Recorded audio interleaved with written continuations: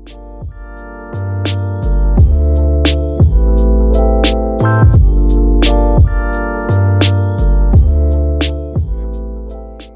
hello everybody. I'm Richard from Alphaletz, and I'm delighted to be joined today by Peter Littlewood of iHouse.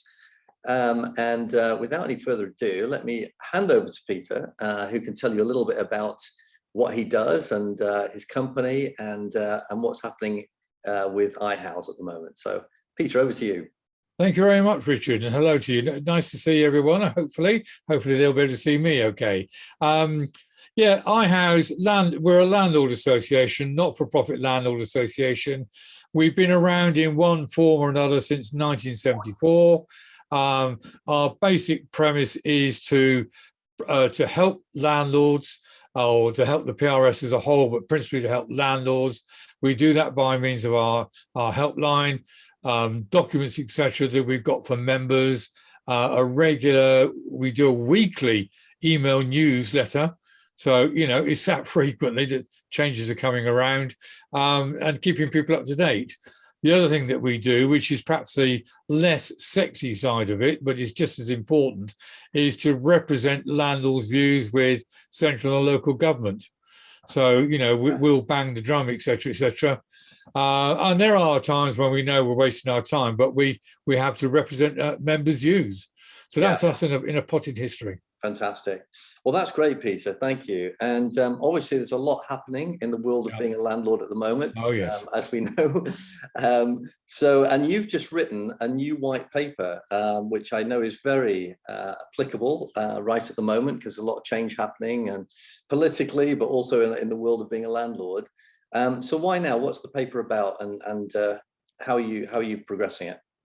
Right. What this is, it's actually a response to the government white paper they put out middle of June. Can't remember the exact date, but they put it out in the middle of June, and it's their views on the private rented sector. Now, politically, there's a lot of things happened. We were being told at the beginning of June that the white paper would not come out till the end of the year, possibly the spring of next year. 2 weeks later, it suddenly appears. So, you know, it's obviously purely political.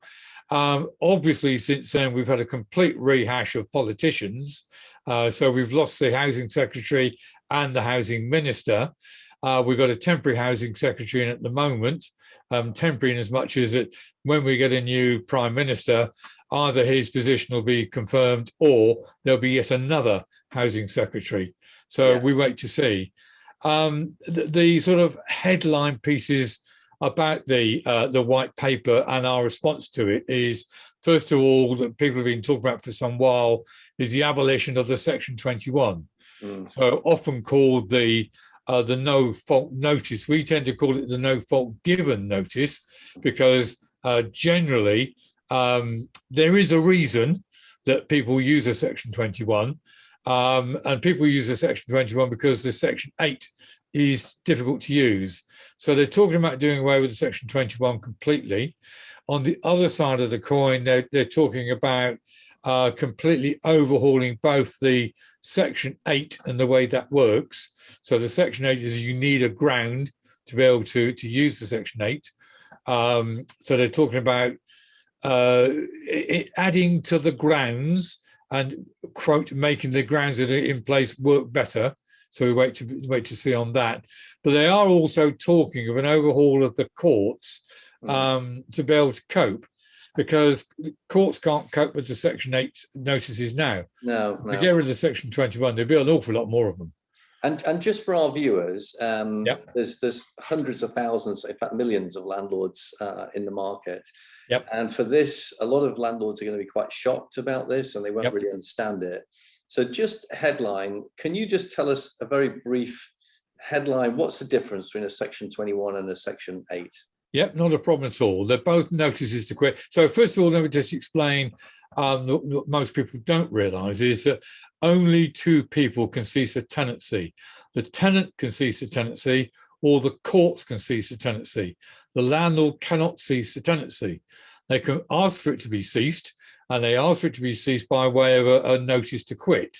If the notice to quit is done correctly, and the tenant fails to vacate, the landlord would have to go to court and then hopefully get a court order, etc., etc. But the Section 21 is the easy one to use because, as I said, you have no reason. It's extremely easy to fill in. Just a few things there that people have to fill in on that. But then they also have to ensure that the landlord has done certain things, such as done the right to the how to rent booklet and the gas certificate and things such as that. So if they haven't done all those, the Section 21 will fail at court. The Section 8 is a slightly different animal in that you do need a reason. There's 19 grounds. The ones that people know are to do with rent arrears, but there are many other grounds as well. One of the principal reasons that people have used the Section 21 is for antisocial behaviour, because it's extremely difficult to prove antisocial behaviour with a Section 8. That's one of the areas that we want the government to put a lot of effort and work into. Yeah. The other difference between them is Section 21 is a 2-month notice, and the Section 8 it varies, but for rent arrears it's 2-week notice. For antisocial behaviour, if you can prove it, it's immediate. Yeah. So it's a different animal. Yeah. And you do need to know a bit more what you're doing with that. Yeah. And your white paper, I've read it. It's very in depth and it's very well written. And you're calling for just a licensing, aren't you? A better licensing for, I think, for tenants and landlords. Is that right? Right. Well, we want them to overhaul the licensing scheme because licensing was brought in the 2004 Act and was brought in with the specific and only intention of controlling a landlord or landlords who weren't managing their property or properties correctly. So basically, if they were being mismanaged, leading to problems, the local authority could license it. If the landlord or the agent didn't manage it correctly, then the license could be withdrawn. So you'd either have to get a new manager or not let it out anymore. Yeah, it's been just simply misused. So it's a way of earning money, substantial money. I mean, as an example, we had an outer London borough. They had their scheme turned down for licensing, and their only concern was not the fact that, we can't control the landlords, etc., etc. Their complaint was, we've now got a £24 million hole in our budget. So that's all they were worried about. One of the calls for the white paper is for all properties to follow the Decent Homes Standard. Now, make a couple of comments on that. First of all, the Decent Home Standard, as it stands at the moment, is extremely vague. It's just got to have appropriate facilities. It says things like that, which is just, the only people who love words like that are legal people. When it goes to court. Yeah, I know. I mean, from myself, my own experience as a landlord, because I'm a landlord too, and I have been for many, many years, which was why I started Alphaletz, because I needed a system to be able to run my properties properly. And the amount of admin we have to look after now compared to even 5 years ago is just going through the roof. And and I think, I speak to landlords every day as well, and it's a shame that there's so many good landlords out there working really hard, doing a really good job, and great tenants as well. But somehow we're, it's because of the bad ones that all this stuff is happening. And I think what everybody really wants is simplicity. Clear guidelines, so we all understand the rules, which is fair to landlords and tenants. And I think really that's what you're asking for, isn't it? Just something which is simple for everybody. Yes, indeed. I mean, we agree with you. We actually call in our response to the white paper for the government to get hold of criminal landlords. We hate the term rogue. Criminal landlords, we do not want them in the industry. The other thing we're calling for, which isn't quite so popular, is personally, we believe that any landlord who's going to be managing their own properties should be trained. So the equivalent we give is a driver.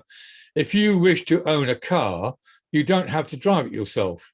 You could employ someone to drive it for you. Therefore, you don't have to pass a driving test, but you are responsible for the car, and you have to have an MOT. So we say, well, if you own a property to be let out, it should meet something like the Decent Home Standard when in its new form, whatever it's going to be. No problems with that at all, because it's just right and proper. If you're not going to manage it yourself, then that's not a problem. If you are going to manage it yourself, you need to be trained because it's people's homes. Yeah. So that doesn't tend to go down too well. But we feel quite. It's a mix, isn't it? Because it's. I mean, I totally agree. I mean, there are good landlords and bad ones, and I run our properties with my wife, and she now does most of the hands-on stuff, and I know that every day she's spending an hour or two just sorting out a leaky tap or getting a new washing machine, or looking at, and we do it all obviously through our app now, which makes life a lot easier. But even so, it's you've got to be on it, and it's hard. And I think the other thing you mentioned quite rightly is it's people's homes as well. So from a landlord's perspective, they're treating it as a business, but from a tenant's perspective, they're treating it as a home. And we've always got that misalignment or different alignment, shall we say, on viewpoints. And I think that's what's causing a lot of friction in the market. Yeah, well, it's interesting you use the word business because the government or the tax people don't consider it as a business; it's unearned income. Yeah. So that we not in this response, but we are calling for the government to look at that. Yeah. So we're calling for a complete overhaul of the industry because it's long overdue. It's not had a proper overhaul since 1985. I think that the thing that we all get a bit frustrated with is the more that the public sector tries to get involved with the private sector, the worse in a lot of ways it makes it, because as we've seen, what we have now is a complete rebalance where we've got a massive shortage of properties because so many landlords are fed up and selling up. Yep. And ultimately what that means is rent increases. So all this stuff we're trying to do to make life easier for tenants is actually, in a lot of ways, working against them and pushing up rent. So, no, I completely agree with that. An awful lot of what the government brings in to quote protect tenants tends to backfire. The tenants' fees ban, that's right. In general, is backfired because it's ended up putting up costs. Yeah, and who's going to pay for extra costs? The end user.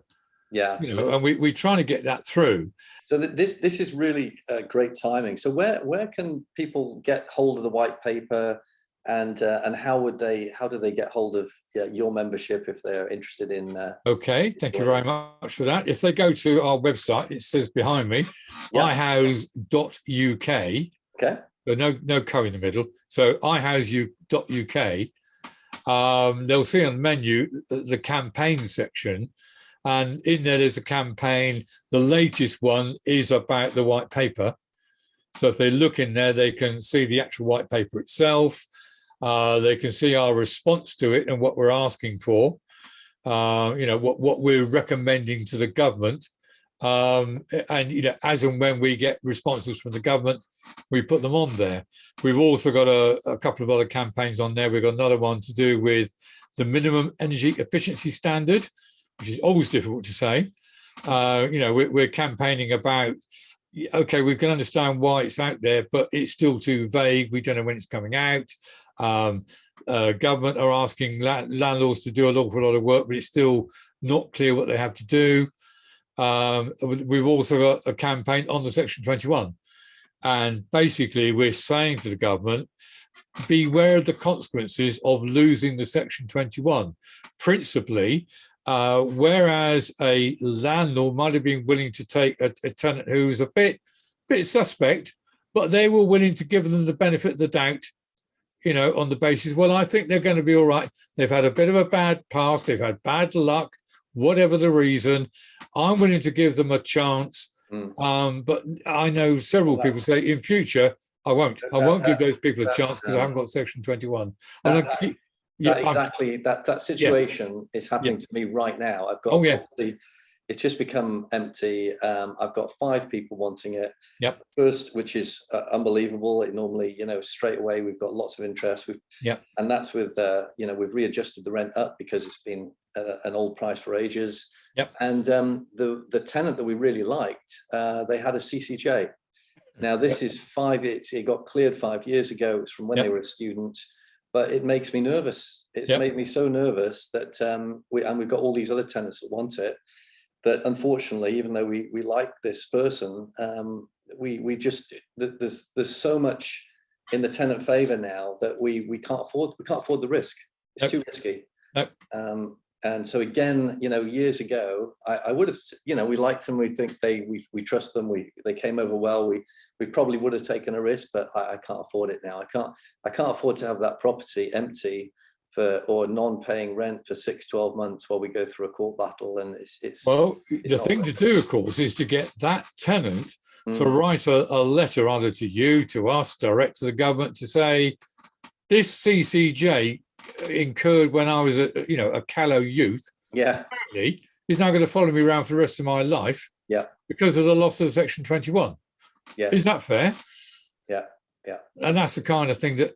That's the kind of thing that would be extremely positive. Yeah. So well, this is great timing. I think our viewers will really enjoy listening to this. And if they want to add comments or give you feedback, can they do that through your site as well? They can do. Yeah, if they go down to the bottom of any of the pages, there's a comment section down there.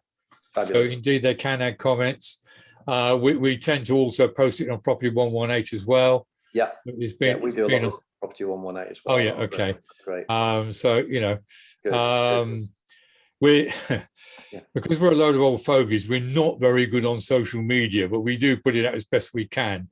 But it's a bit of a dark art to us. So. Yeah, no, that's all right. We're pretty hot on that. So we. Oh, are you? Right. Yeah, I might be chatting you up there. So.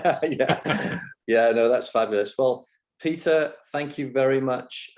We'll get this posted out on social media, and I think our viewers will have a lot to say and input on this because it's something which is a very hot topic and worrying a lot of people at the moment. So thank you for spending the time to write it. No, thank you for giving me the time to do it. So. Yeah, no problem. All right. Well, thank you very much. And so Peter Littlewood from iHouse, please get in touch for anyone who wants to join their membership, read the white paper, or add any comments. Thank you, Peter. Thank you, Richard. Good luck.